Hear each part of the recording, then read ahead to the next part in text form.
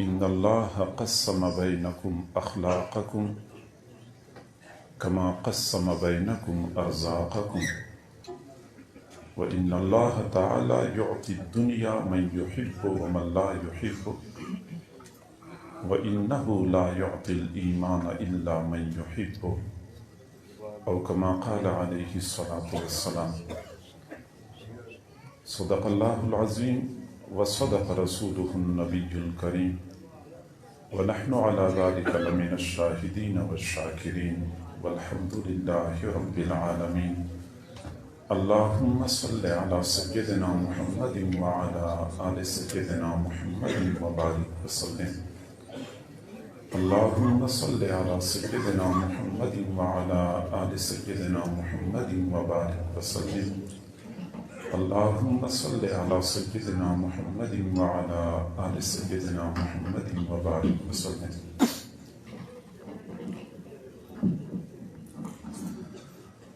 اللہ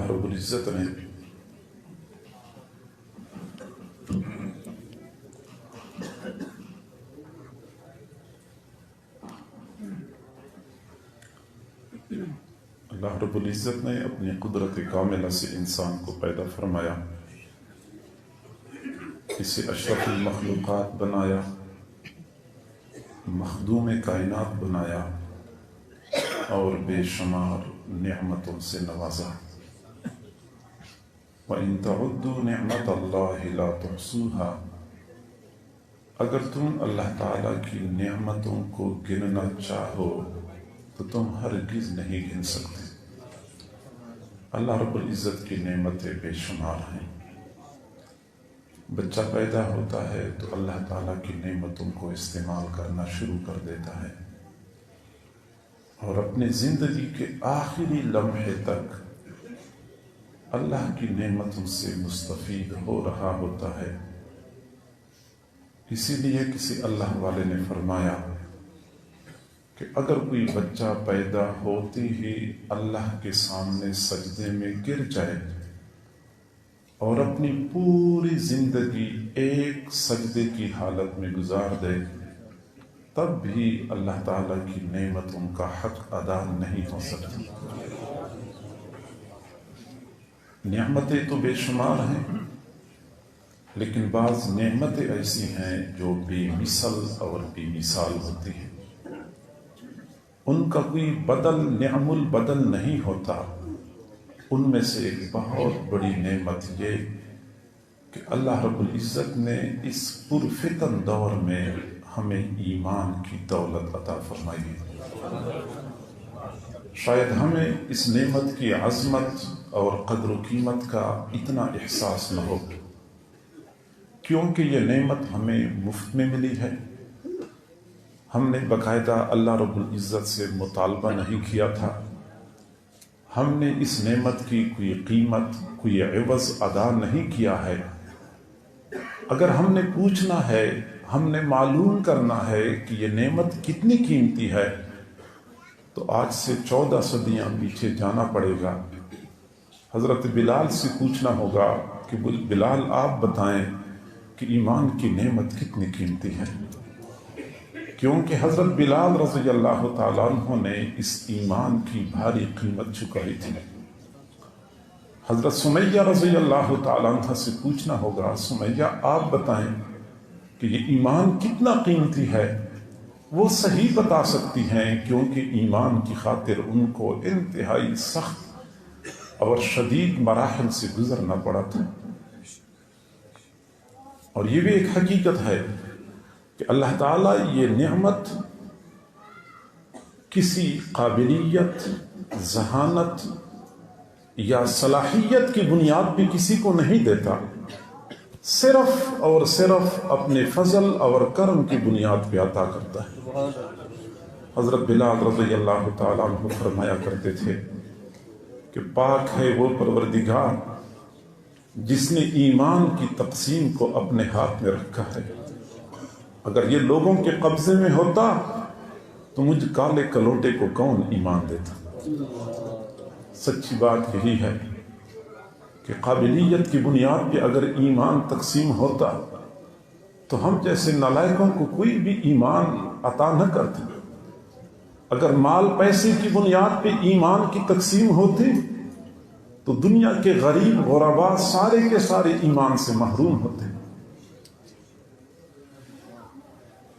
اللہ تعالیٰ اپنے فضل اور کرم سے جس بندے کو منتخب فرماتے ہیں تو ایمان کی دولت سے مالا مال کرتے ہیں۔ حضور صلی اللہ علیہ وسلم کے چچا ابو طالب کے حضور صلی اللہ علیہ وسلم پر بہت سارے احسانات تھے۔ جب آپ صلی اللہ علیہ وسلم کے خلاف پورا مکہ سرگرم تھا اور مکہ کے بڑے بڑے رؤساء آپ صلی اللہ علیہ وسلم کے خلاف کوئی انتہائی اقدام کرنے کے لیے مشورے کرتے تھے، پھر جب ابو طالب کا خیال آتا تھا تو سارے کے سارے ٹھنڈے ہو جاتے تھے، اور جب بھی حضور صلی اللہ علیہ وسلم کے لیے کوئی خطرہ سامنے آتا تھا تو ابو طالب ہی اس تمام تر خطرات کے لیے سد سکندری ثابت ہوتا تھا۔ حضور صلی اللہ علیہ وسلم کی کس قدر چاہت ہوگی کہ میرا یہ چچا ایمان کی دولت سے مالا مال ہو جائے۔ ابو طالب جانتا تھا، پہچانتا تھا، لیکن اللہ رب العزت کا فضل اور کرم شامل حال نہیں تھا، اس لیے یہ دولت نہ مل سکی۔ باقاعدہ اس نے قصیدے پڑھے ہیں، واللہ لن یصلوا الیک بجمعہم حتی اوسد فی التراب دفینا ودعوتنی وزعمت انک صادق وصدقت فیہ وکنت ثم امینا وعرفت دینک لا محالۃ انہ من خیر ادیان البریۃ دینا فلولا الملامۃ او ہزار مسبۃ لوجدتنی سمحا بذاک مبینا۔ ابو طالب کہا کرتا تھا کہ قسم ہے اللہ رب العزت کی کہ کفار مکہ سارے کے سارے مل کے بھی آپ تک نہیں پہنچ سکیں گے جب تک کہ مجھے مٹی کے اندر دفنا نہ دیا جائے، اور آپ نے مجھے دین کی طرف بلایا ہے، اور آپ کا دعویٰ یہ ہے کہ آپ سچے ہیں، میں بھی مانتا ہوں کہ آپ سچے ہیں اور آپ امین ہیں، اور میں اچھی طرح جانتا ہوں کہ آپ جو دین لے کے آئے ہیں روئے زمین پر اس سے بہتر دین کوئی اور موجود نہیں ہے۔ بات صرف اتنی ہے کہ اگر میں ایمان قبول کرتا ہوں تو لوگ یہ کہیں گے کہ ابو طالب جہنم کے ڈر سے مسلمان ہوا ہے، اس ملامت اور اس عار کی وجہ سے میں ایمان قبول نہیں کر سکتا، ورنہ میں یہ کلمہ پڑھ کے آپ کی آنکھوں کو ٹھنڈا کر دیتا۔ حضور صلی اللہ علیہ وسلم کی چاہت کس قدر ہوگی، لیکن اللہ تعالیٰ اپنی مرضی سے ایمان لوگوں کے درمیان تقسیم کرتا ہے۔ معزز سامعین، ہم میں سے کوئی بندہ یہ نہ سمجھے کہ مجھے جو ایمان ملا ہے یہ میری ذاتی صلاحیت کا نتیجہ ہے، یہ میری قابلیت کا نتیجہ ہے۔ میرے بھائی، جب اللہ رب العزت کا فضل شامل حال نہیں ہوتا، بندے کی عقل کام چھوڑ جاتی ہے، مت ماری جاتی ہے۔ اچھا خاصا سمجھدار پڑھا لکھا بندہ گائے کا پیشاب پینا سعادت سمجھتا ہے۔ دنیا کے جتنے بڑے بڑے اللہ رب العزت کے وجود کے منکر ہیں، رسول اللہ صلی اللہ علیہ وسلم کی رسالت کے منکر ہیں، اس کی وجہ یہ نہیں ہے کہ وہ پاگل ہیں، اس کی وجہ یہ نہیں ہے کہ وہ پڑھے لکھے نہیں ہیں، اس کی وجہ وہ یہ نہیں ہے کہ ان کے پاس عقل نہیں ہے، وجہ صرف اور صرف یہ ہے کہ ان کے ساتھ اللہ کا فضل شامل نہیں ہے۔ اور اگر ہم یہ کلمہ پڑھتے ہیں، ہمارے ساتھ صرف اور صرف یہی وجہ ہے کہ اللہ کا فضل شامل ہے۔ ہمیں چاہیے کہ ہم اللہ رب العزت کی اس فضل اور اس کرم پر اللہ کا شکر ادا کریں۔ کبھی ہم نے غور کیا ہے کہ وہ بندہ، تھوڑی دیر کے لیے تصور کریں کہ وہ بندہ جس کی زندگی میں رسول اللہ صلی اللہ علیہ وسلم کی رسالت کا تصور نہ ہو، جس کی زندگی میں اللہ رب العزت کی معبودیت کا تصور نہ ہو، اس کی زندگی بھی کوئی زندگی ہے۔ اور یہ بھی ایک حقیقت ہے کہ اس پرفتن دور میں اللہ تعالیٰ جس بندے کو ایمان کی دولت عطا کرتا ہے، یہ اس بات کی دلیل ہے کہ اللہ تعالیٰ اس بندے سے محبت کرتا ہے۔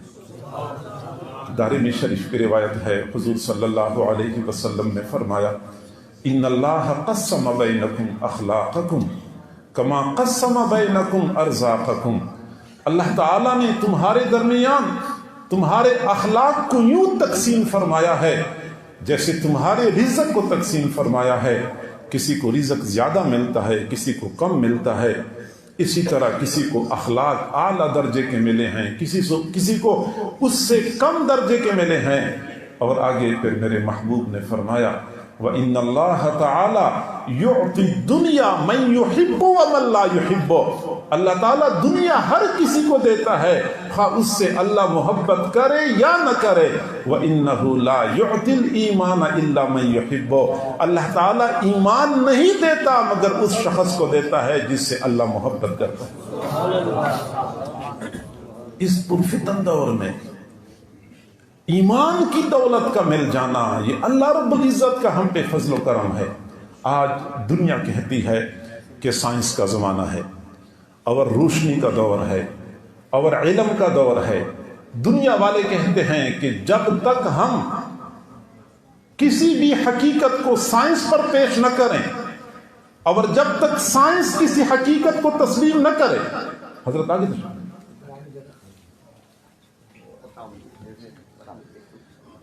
آج دنیا والے کہتے ہیں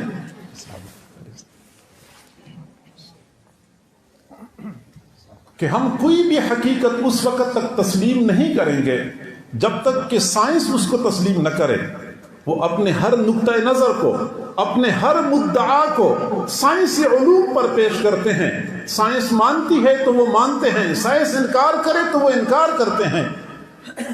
لیکن الحمدللہ ثم الحمدللہ ہمارا یہ ایمان یہ سائنسی حقائق کی بنیاد پہ نہیں ہے، یہ جدید علوم کی روشنی میں نہیں ہے. ہمارے پاس ہمارے محبوب صلی اللہ علیہ وسلم کی تعلیمات پہنچتی ہیں.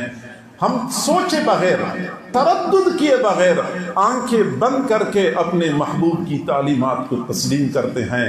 یہ ہمارے رب کا فضل نہیں تو اور کیا چیز ہے. حضور صلی اللہ علیہ وسلم نے صلح حدیبیہ کے موقع پہ جب صحابہ کرام کو پانی نہیں مل رہا تھا وضو کرنے کے لیے، پینے کے لیے، پھر آپ نے صحابہ سے پانی منگوایا. کسی کے پاس تھوڑا سا پانی ہو وہ میرے سامنے پیش کر دے. کسی صحابی نے ایک چھوٹی سی دیگچی میں پانی کا پیالہ پانی پیش کیا. آپ صلی اللہ علیہ وسلم نے اپنی مبارک انگلیاں اس دیگچی میں ڈال دی.